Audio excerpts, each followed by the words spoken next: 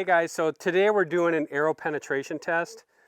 No cedar boards, no metal barrels. We're trying to get close as to the real thing as possible. We're going to shoot some deer scapulas. All of these are from adult deer, except this one is a yearling from a yearling doe. But these are all adult deer scapulas. One thing that you need to keep in mind here is that although a scapula is a hard bone and we're using that for a test, this is not like a real life test because in real life this is attached to living tendon, muscle, nerve bundles. There's a lot that's going on there. So that's not going to be a true test, obviously, of penetration because you got to go through a lot of things to get to that bone. But one thing I want to point out is the makeup of the scapula is very interesting.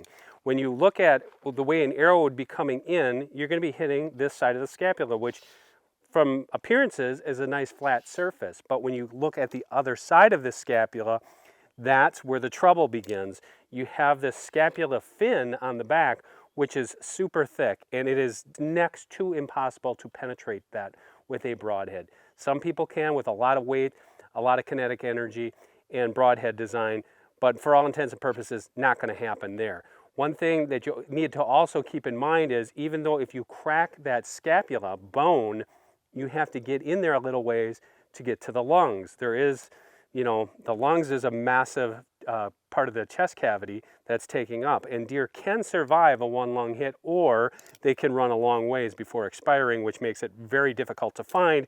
If you're putting an arrow through that scapula, not going to be much of a blood trail because that arrow is going to be stuck in that bone. It's going to seal off that wound to a certain extent, and it's going to be very difficult for blood hitting the ground. When we're thinking about a scapula and you shoulder shoot a deer while you're bow hunting or you're crossbow hunting and you think, automatically you think, oh, I center punched his scapula. Most times not. A lot of times that's hitting on one side or the other of the scapula or at the bottom knuckle where that's going to meet the leg bone.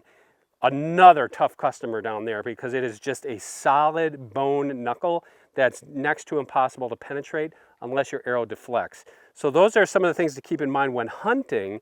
When we're shooting this for test purposes, we want to see how the broadhead performs when hitting that bone when all the other circumstances aren't in play.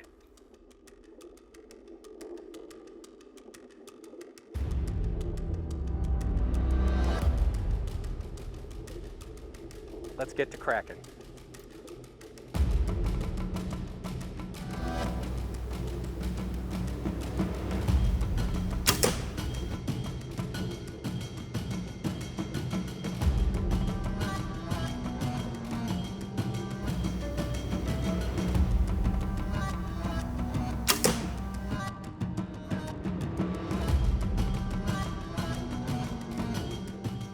Okay, so here's the difference between what I would call traditional equipment, traditional compound equipment, and modern equipment.